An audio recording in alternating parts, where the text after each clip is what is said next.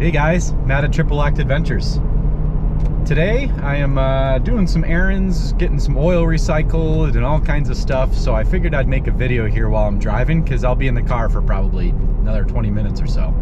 So today we're going to talk about my initial impressions of the ride shocks that I put on the vehicle.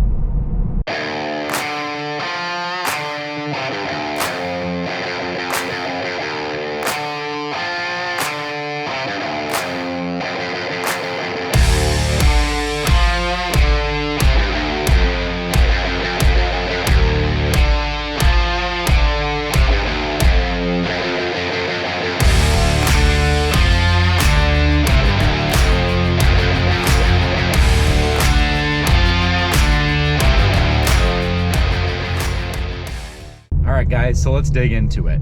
I've had the ride shocks on for, I want to say, about maybe 3 weeks now.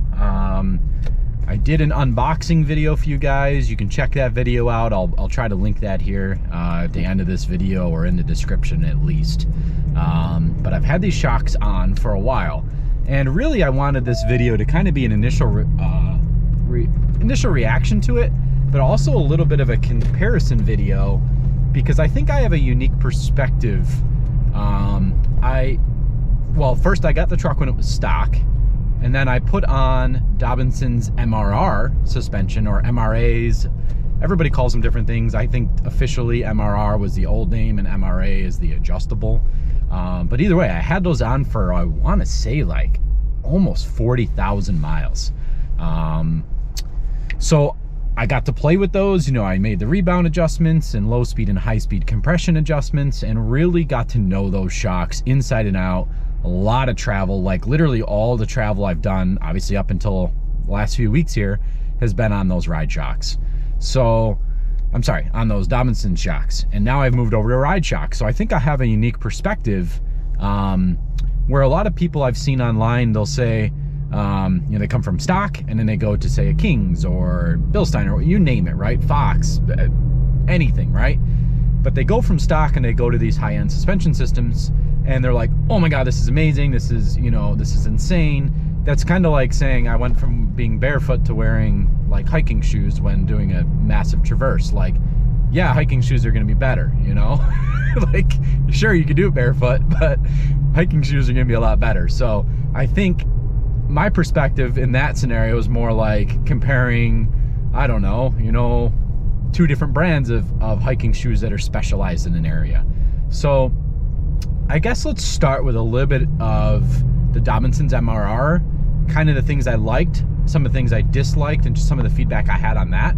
And then we'll talk about the ride shocks in kind of any comparison sake.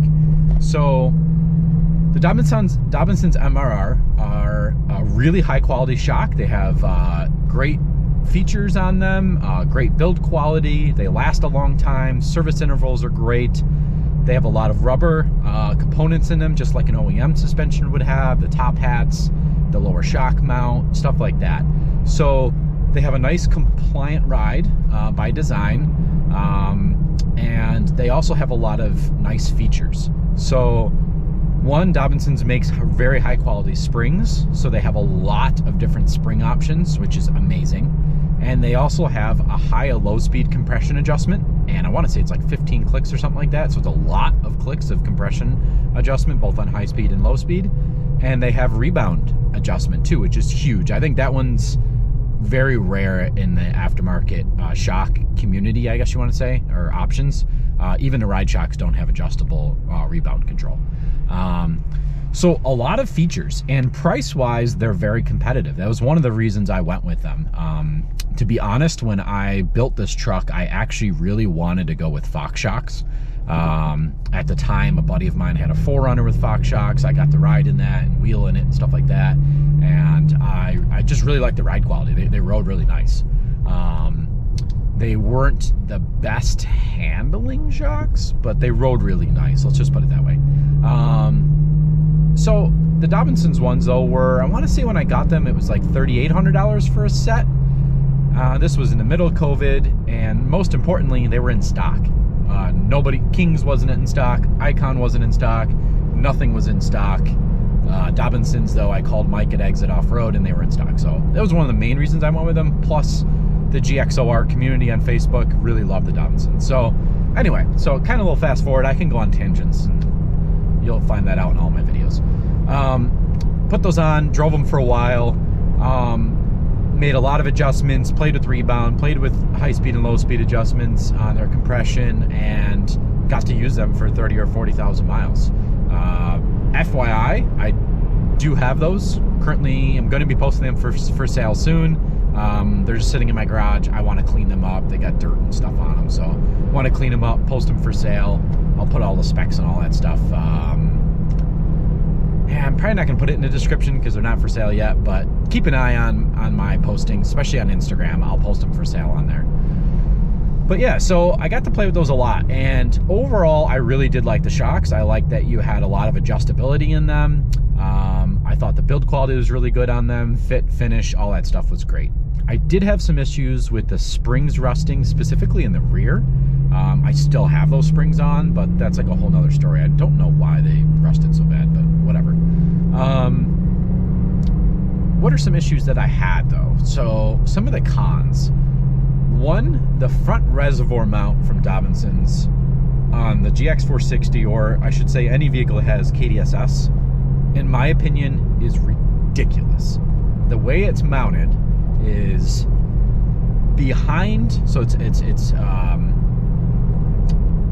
farther back, so it's behind the shocks on the frame rail, behind where the mud rubber guard would be. Not a bad idea. It's kind of tucked back. It fits there. I get that. The downside, though, is that the exhaust manifold in the cat runs here on the inside of the frame rail, and your reservoir is right here. So I would be on the trail, and I'd want to go make an adjustment on my shocks, and I would literally scoldingly burn my hand trying to make adjustments on the compression adjusters. Like if you had a glove, you would burn your hand through the glove. That's how bad it was. I'm like, that's like defeats one of the biggest purposes. I mean, there's two purposes of a remote reservoir, right? One, it's you no longer have an internal floating piston. The piston is now in the reservoir, so now you have more available travel technically in the shock, and you also have fluid displacement going into the reservoir, and in theory, it should also keep that fluid cooler because it's in a remote location.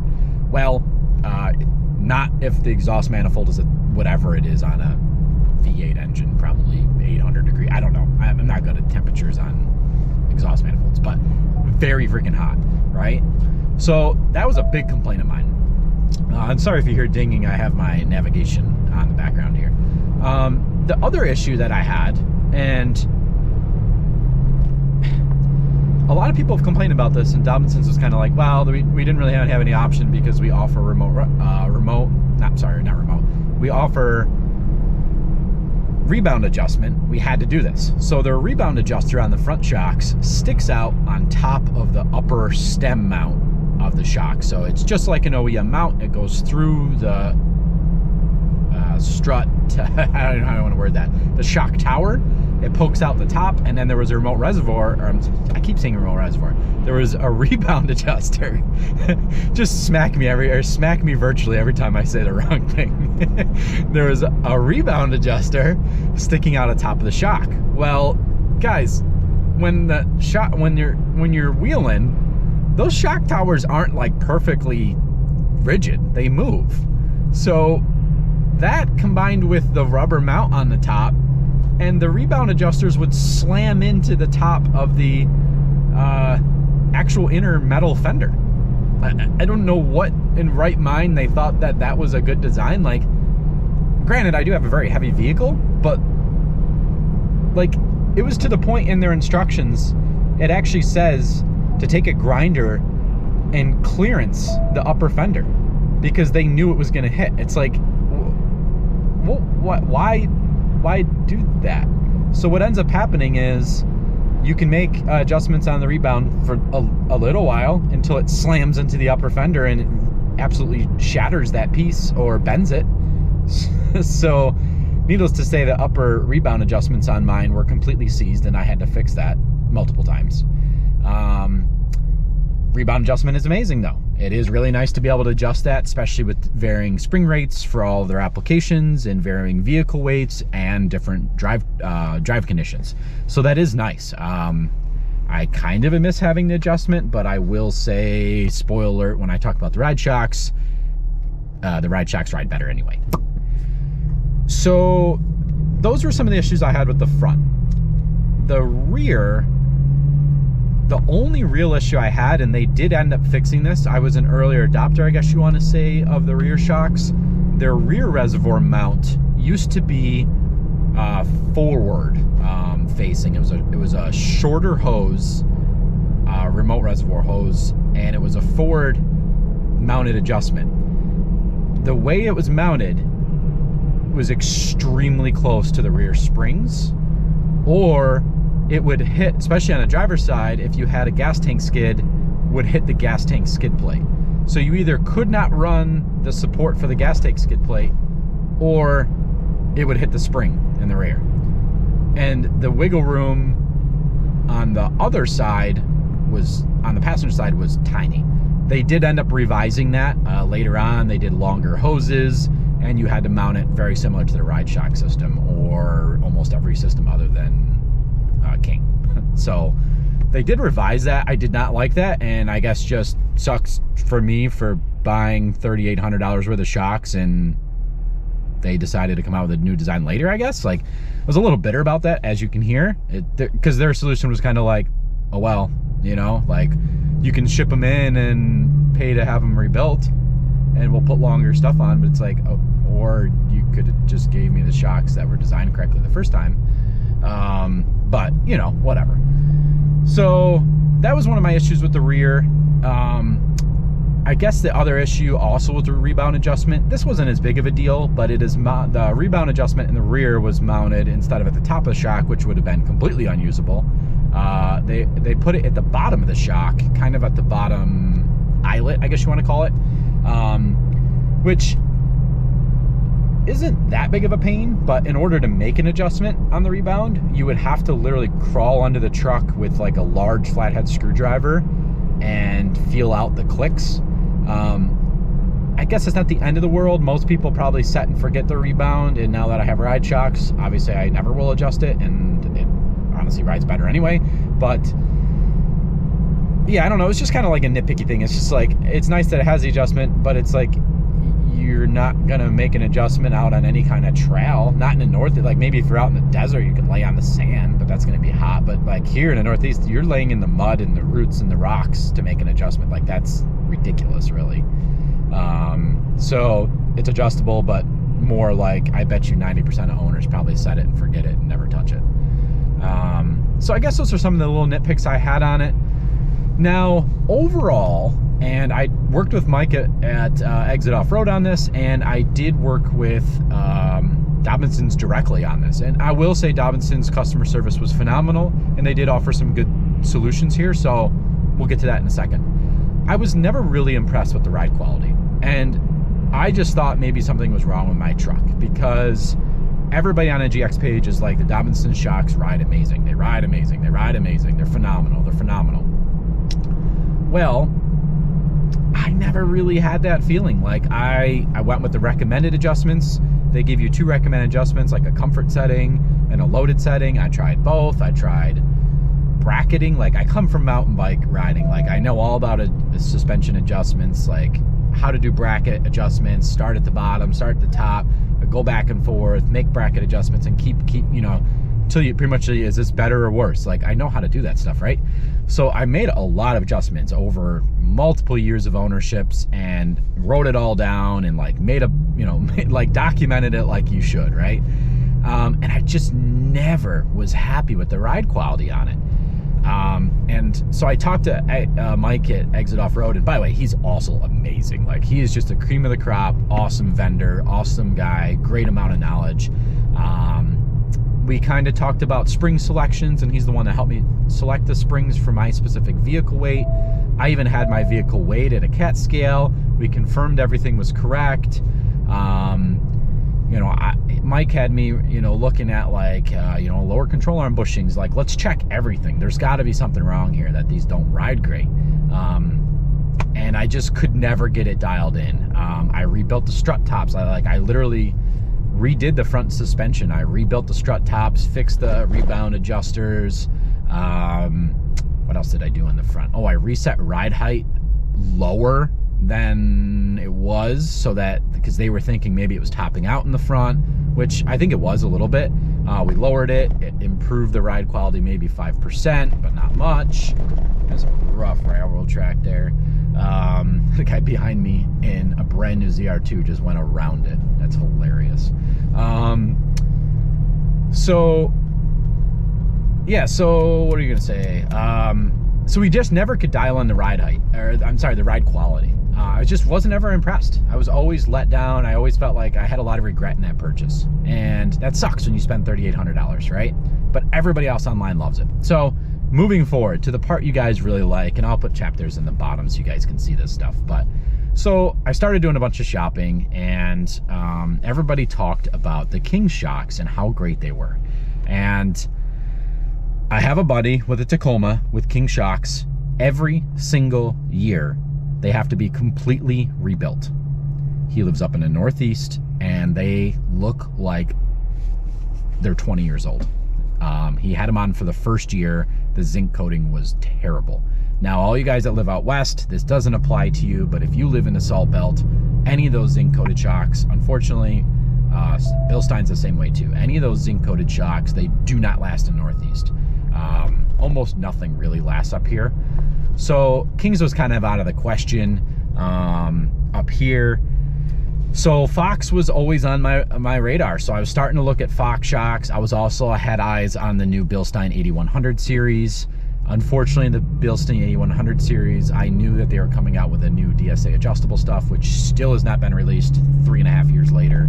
I think they released it for Tacomas, but not 4Runners yet. And I think they're only, honestly, I think they're going to skip 4Runner and go to Bronco first, but that's my own opinion, just because Bilstein kind of works that way. Love them. They make great shocks, but they're a little lackluster on getting stuff out the door. So those were also on my list. I really like the idea of those. Their internal system is amazing. Their ride position shocks, their adjustable, the rear, just the whole system is really sweet. I think honestly better for like a desert running truck than a Northeast truck. So back to the Fox. I was really looking at Fox, and I liked that system my buddy had on his 4Runner, and I was like, let me look at those again. You know, maybe I'll try to buy a new system and give this one last shot of maybe getting the system dialed in. And I reached out to AccuTune because I had heard a lot of good things about them. They were taking Kings and Fox shocks for the longest time.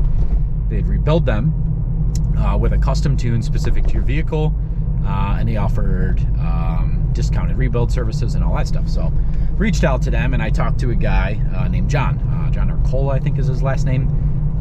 Great human being, very knowledgeable, just loves his job, loves what he's doing over there.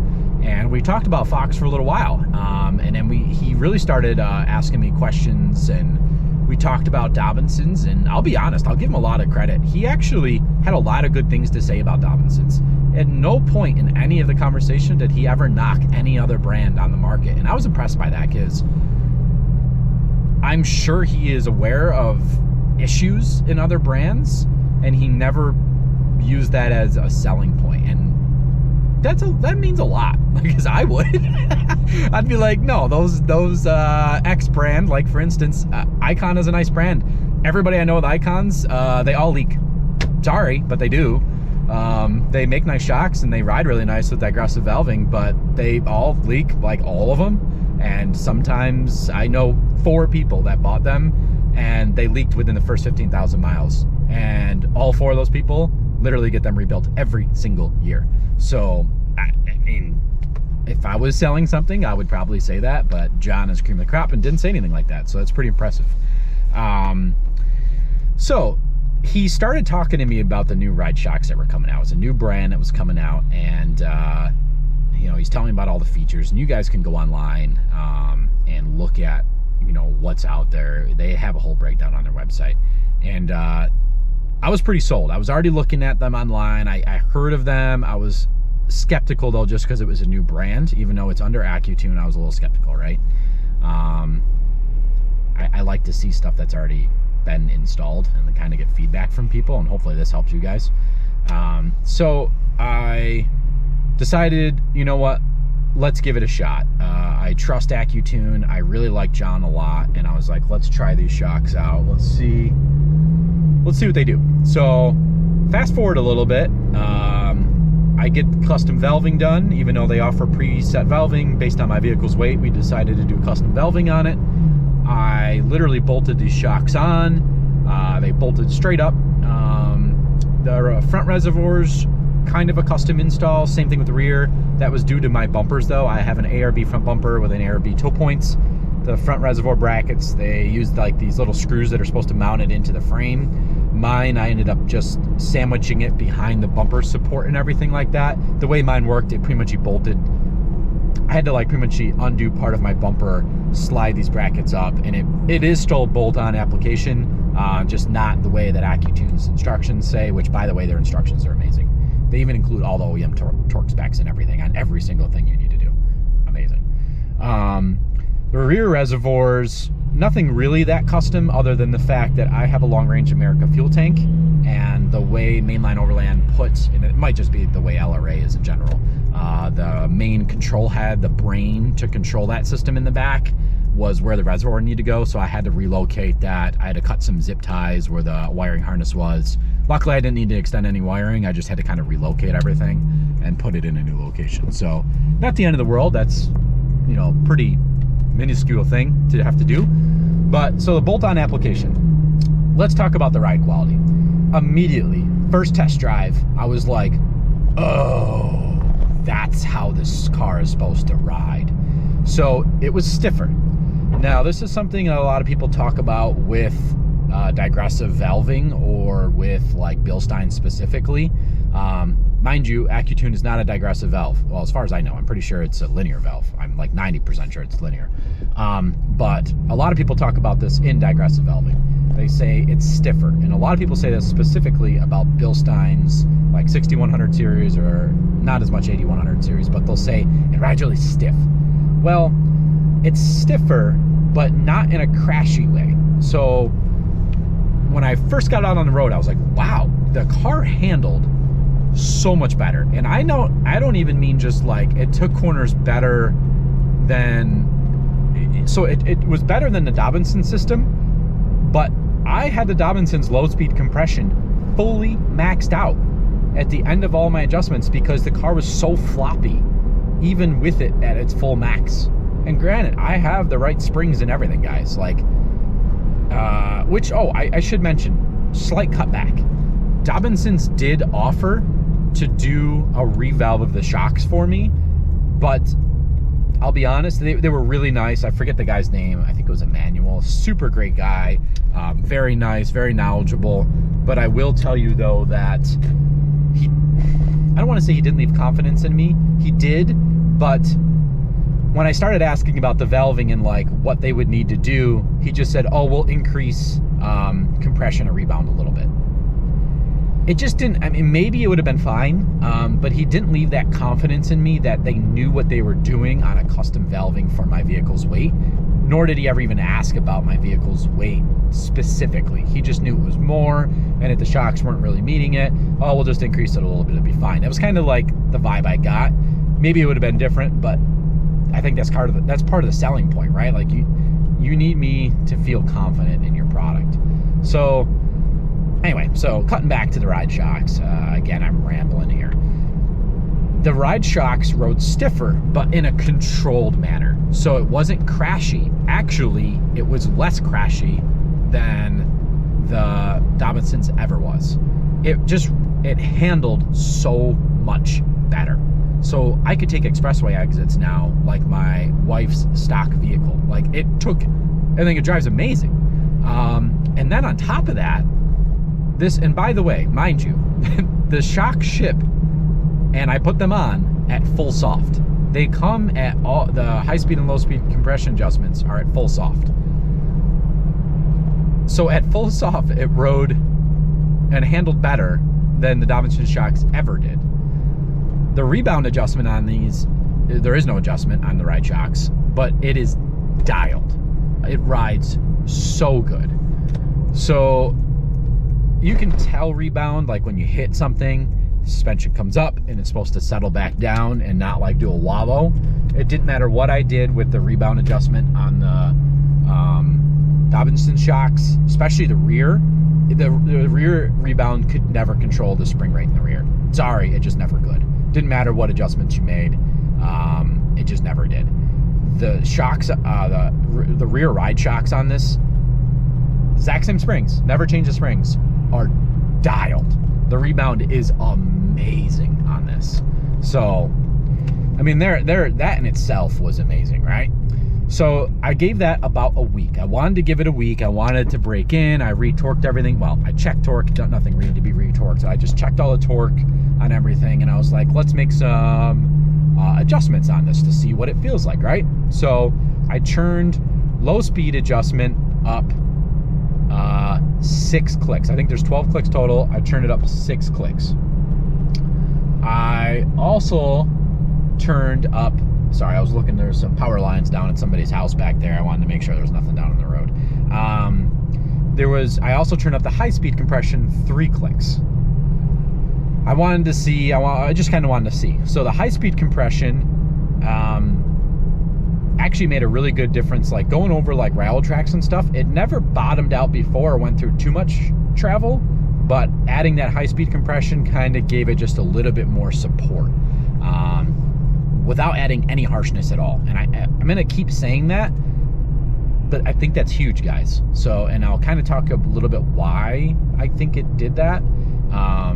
And I'm sure the Ride Shocks guys could tell you a lot more why. But so I added those things. And I guess it's also worth noting that the shocks broke in a little bit. So after about a week or so, the shocks, or maybe I got used to it, they got a little bit softer. They weren't as stiff. So adding that low speed compression added just a little bit of that stiffness back and no harshness. So why that is so important and why I think this is kind of relatable to me coming from the Dobinson system is the Dobinson system had a lot of clicks of adjustment on low speed and high speed adjustment. But, and I should say, they made a lot of adjustments. So like the low speed, I never felt like I could get enough, but I mean, we already noted that. The high speed definitely made a difference on the Dobinson shocks. And that I actually think was the best part of the Dobinson shocks. So when you would hit like big hits or big jumps, or not jumps, but like big whoops or anything like that with the Dobinson shocks and get like massive compressions, that's actually when they felt the best. But any low speed chatter that was just terrible, and any like little like potholes in the road or anything, absolutely terrible. So the Ride Shocks, and I'm sure they could talk about this more, they not only custom tuned the compression dampening and the rebound dampening and the shock body and the piston and the shim stacks itself, they also custom tune the remote reservoir to your vehicle as well. And one of the things they talked about is I want to say it's a dual piston remote reservoir. So the high speed and low speed are separate circuits. It's a linear adjustment where a lot of people's are very progressive, and I'm pretty sure that Dobinson shocks, that guy waved at me back there. The Dobinson shocks are progressive adjustment, and because they post their graphs on their instructions, and you can see it's a very progressive setup. What that progressive adjustment does, though, in a remote reservoir is adds a lot of harshness at the end of the, at your extreme. So yes, you're adding support, but it's ramping up so hard that it's also adding some harshness. That's in my theory. I don't know. Shock nerds would have to talk about that. The other thing is the Ride Shocks have an extremely large remote reservoir hose. It is like literally twice the diameter of the system that was on the Dobinson shocks. The guys at Ride Shocks say that really helps with washboard train and chatter and reducing, I think they called it, oh God, what did they call it? Cavitation. Cavitation within the shock body. So I guess that, that remote reservoir piston's moving so fast that it causes like the error, I guess, it ends up cavitating the oil. So I don't know, whatever magic they talk about, you know, like you can read people's brochures and get hyped and stuff, but I'm telling you guys, my actual ride impressions, it is literally magical. I mean, this truck rides good on the street. It rides. I've hit huge G-out sections to test low speed compression. I've launched over rough railroad tracks. There's a specific railroad track near me that's, let's just say you only want to go at nighttime and do this because it's kind of a narrow school. But there's a slow school section, and then there's literally like, it's like a jump. And yeah, you'll test your suspension. And then there's actually a section going out near like 15 minutes from my house. There's like this spot kind of out near the country that has this beautiful G out, but the way it pumps you up on the other side, it actually like G's you out and then launches you up. There are 1,000 scrapes in the ground from sports cars just annihilating their oil pans. And this suspension just eats it up, feels bottomless. It comes up, it settles down. When like that one specific section that you settle into the G, it pops up the suspension. You never feel the Dobinsons, you would just hear it rail. Like it would hit it. It would actually do decent on the G out, like the harder hit. But then when it would come up, it would top out and it would slam back down. The rear was terrible. Like it was terrible. The ride shocks just eats it up. The rebound adjustment, it comes up, settles down, it sits right back at ride height. Like perfectly ready for another hit. It says, give me more and go faster. That's how it just takes everything. The other big factor, and this is huge, guys. And I would assume this is because they're custom tuning their shocks to each vehicle.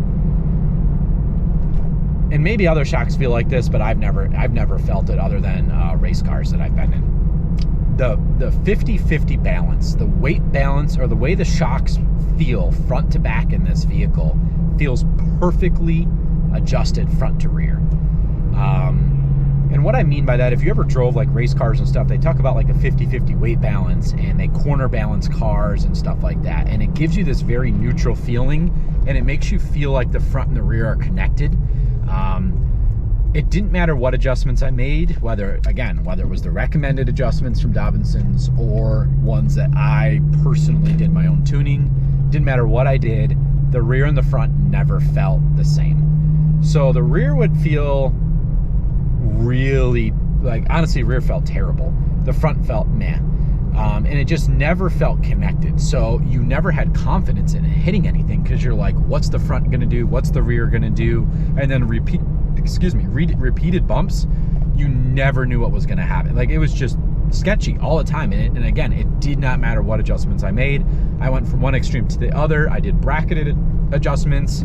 I only worked with the rear first, and then the fronts, or the fronts and the rears, made adjustments to offset weight kicking forward or back. Like, I literally tried it all, guys. Like, and I worked with people that know what they're doing with shocks as well, and none of us could figure this out. So I don't know. I hear everybody loves Dobinsons. Again, I'm really not trying to make this a Dobinsons hater video, because I actually really love their brand. I've met their guys at shows.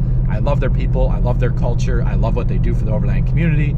And I think their build quality is amazing. Like, they're great shocks. The ride shocks are absolutely blowing those out of the water. And all I did was bolt them on. I don't know what else to say. You know, they're just that much better. I don't know what magic AccuTune and ride shocks are doing in their shock system. Bear with me. I'm not going to talk here because this is like one of the worst intersections in this whole area. It is supposedly a 45 zone. It's a sketchy transition, and people fly through there at like 80. There's been so many deaths there. But anyway, so yeah, so I don't know, guys. I don't know what else to really say. I'm absolutely blown away by these shocks. They ride amazing. They bolt right up. They make them for every application out there. Yeah, well, so say you have a Tacoma or 4Runner or whatever. Doesn't matter if you're stock or full Overland build, get your vehicle's weights. They offer a system for you. If they don't, they'll custom make it for you. We'll see what the durability is, but I have a feeling it is going to be phenomenal. The anodized coating on these shocks is very, very high quality. And I can tell you I'm familiar with anodized coatings. I don't want to get into too many details, but weapons and stuff like that. I'm familiar with anodized coatings. I've worked with some coating manufacturers in this area on coating wheels and bits and pieces and CNC stuff. And yeah, I've worked with some military contracts, let's just say that. So yeah, I think the anodized coating is going to hold up amazing. I'm really, really, really, really, really happy with these shocks. I can't say enough good things about them. I think you guys should check them out if you're shopping for shocks. Their pricing is very competitive, and my GMRS radio is going off in the background. Sorry about that. Their prices are very competitive. I want to say they are actually cheaper than both Kings and Fox from AccuTune. So like, if you're getting a custom set of Kings or Fox from AccuTune, the ride shocks are actually cheaper and more commonly in stock because they don't have to actually build them 90% of the time. So, and you can also have them custom built too, if your vehicle doesn't fit their doesn't fit their weight band. So, I mean, I don't even know what else to say, guys. Like, they're amazing. You should buy them. And by the way, I'm not sponsored at all. I paid full price for them. That, I guess that says everything, really. But yeah, guys, you guys should check them out. They ride amazing. This is a really long video. We'll see if I even post it. Peace.